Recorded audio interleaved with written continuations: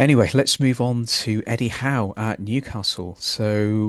He's under a bit of pressure at the moment, so they haven't been performing, and expectations are sky high. I mean, after last season's brilliance, so they won the League Cup and they got into the Champions League places. I mean, my feeling is that anything beyond sort of not getting into the Champions League places again, it might be seen as a step backwards for the club. But do you have any thoughts on Eddie?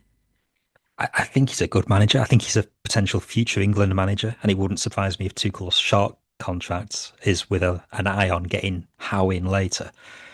Uh, the league's that congested at the moment. Two or three wins together, they can shoot you right up. Newcastle are going to be contending for top four. They're missing out on Isak. They signed Wissa. He's not been able to play for injury. They've had other injuries. I think it's just one of them where, it's been a bit of a stop-start season. Plenty of time to put it right.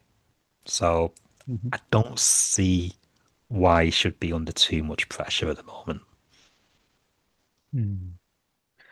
And I think, we were talking about this recently, that the club have been patient with him. So they have been. And I think most clubs understand now that the days of sacking Jose and immediately appointing Carlo Ancelotti, those days are over and it's due to like Mm, PSR. They need to cut their coat according to their cloth. And I'm certain that he will turn this around and the board will be patient with him. yeah. They did offer him a contract extension as well. And I think his last contract was going up to 2028.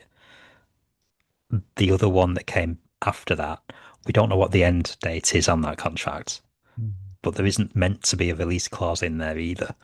So if you're signing a manager up and you're looking at 2029, 2030, that shows how highly they were thinking of him at the time of offering the extension. So yeah, bit of a blip for the start of this season. I don't see there being too many danger signs for Eddie Howe really. Yeah, agreed.